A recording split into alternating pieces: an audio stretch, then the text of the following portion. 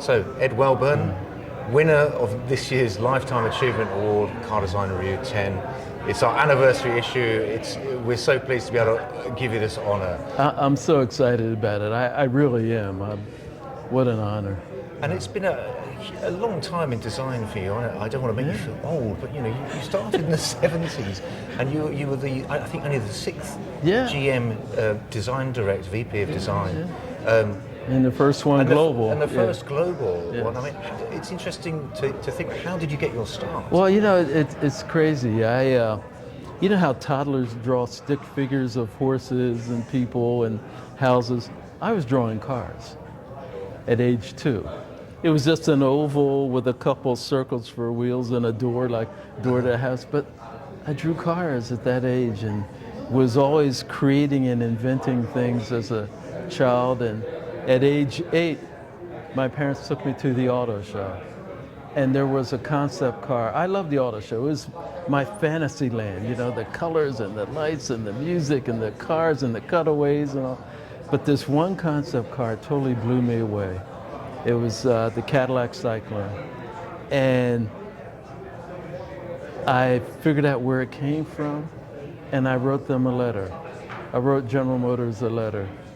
I think I was 11 when I wrote the letter, and I wanted to know, what do I need to do? What classes? How do I become a car designer? And they sent me great information, and I just followed their lead. And eventually you ended up getting a job at I ended up there. I did a summer internship there, and at the end of the internship, they said, Ed, just go finish your senior year in college. We want to hire you. Amazing. I've never had a job interview. Not really. I mean, and obviously you started in the early 70s. You were moving through General Motors.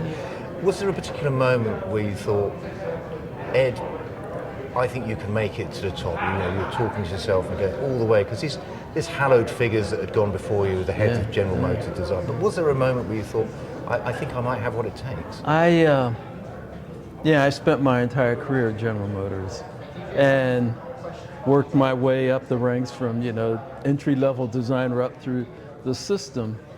And I never assumed, although I was taking on more and more responsibility, and even when I was on that tier right below the VP of design and was handling quite a bit, I never assumed that I would get that top job.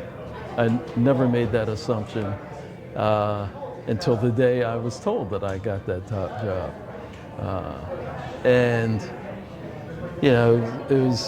It wasn't even a dream until, I guess, a few years prior to getting it. I never even dreamed of getting that job. I just enjoyed what I did. And I think there was something very special about that job at General Motors. We know that Harley Earl was this legendary figure, Mr. Earl. Mr. Earl, yes. Yeah. But he'd invented the first concept car, but he was also famous for having this incredible office, designed by Sarin and did the retired Dearborn cars.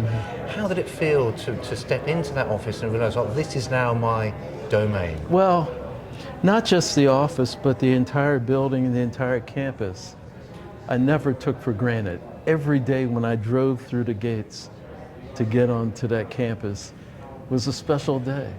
It's a special day. I was the luckiest guy in the world. I mean, to work there and to go to that office, and I was always there early.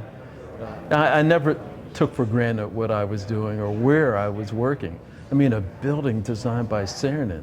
I spent my entire adult life working in one of the most special buildings he ever created, and so I never took that for granted. It was so much fun. It wasn't easy.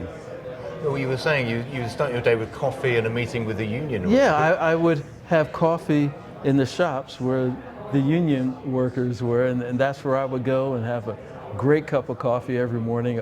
Always get the real honest truth from them, what was happening in the building. And that's how I start my day, even before I would go have a meeting with the chairman of the company. Incredible. Yeah. I know it's probably very hard to pick, but I mean, is there a particular memory or even car that stands out for you? Or have you also? Immediately, when I think of my memories, I think of the people, the great people I worked with, the people I learned from, or worked with, and then later on led as the leader of design. It's the people that I think of. There's so many projects. I'm told I worked on over 540 projects.